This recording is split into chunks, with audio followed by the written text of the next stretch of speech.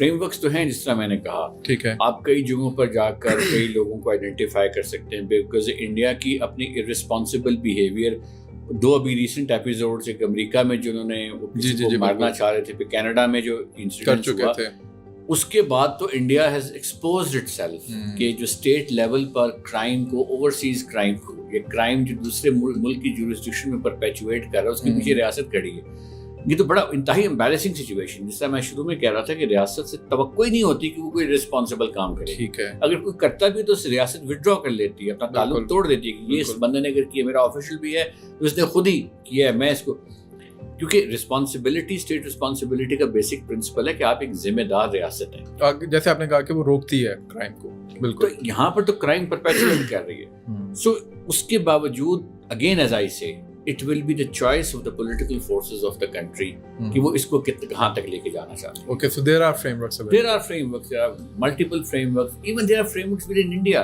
India का अपने court premises में कई जजमेंट्स जो हैं इंडियन कोर्ट्स की, सुप्रीम कोर्ट को छोड़ भी दें, हाई कोर्ट्स और मुख्तलिफ कोर्ट्स की, they have different approaches towards various important issues.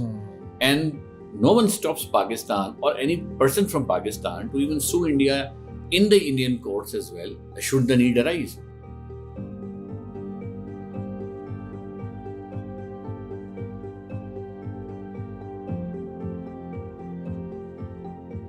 I think एक political will चाहिए, एक political will चाहिए जिसमें तमाम स्टेक होल्डर्स मिलकर ये फैसला करें कि हमने इस जानिब जाना है। ठीक है। जो एक्सपर्ट्स हैं वो तो सिर्फ इनपुट देंगे जब पॉलिटिकल विल होगी और एक पॉलिसी होगी। वो पॉलिसी तो इंडिविजुअल्स नहीं बनाते, वो पॉलिसी पॉलिटिकल फोर्सेस या पॉलिटिकल पार्टीज बनाती हैं। अब आपको एक और चीज़ भी सामने रखनी है, पॉलिटिकल फोर्सेस अगर चाहती हैं कि हमने इंडिया के साथ ताल्लुकात बेहतर करने, तो एक और पैराडाइम है। ठीक है। ठीक है। अब मैं उस पैराडाइम को भी ब्लॉक नहीं करूंगा एज अ इंडिविजुअल, बिकॉज मेरा ये ख्याल है कि आई बिलीव कि पॉलिटिकल फोर्सेस की कलेक्टिव विजडम जो है वो हमेशा उसका एक जो है ना जनरल कंपास वो दुरुस्त होता है लॉन्ग टर्म।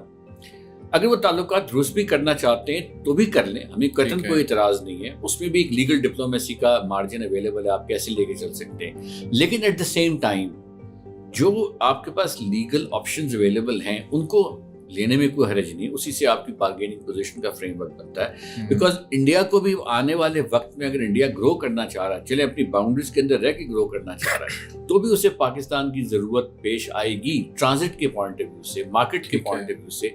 तो ये सब चीजें जो पाकिस्तान के सियासतदानों ने मिलकर बैठकर तय करनी कि कैसे इसको लेकर आगे चलना है, तो उस पर भी डिपेंड, उस पॉलिसी पे भी डिपेंड करेगा कि आप कितनी हद तक मामलात को इंडिया के साथ उसकी लेवल को रेज करना चाहते हैं, थ्रेशोल्ड कहाँ तक लेके जाना, कहाँ लेके जाना।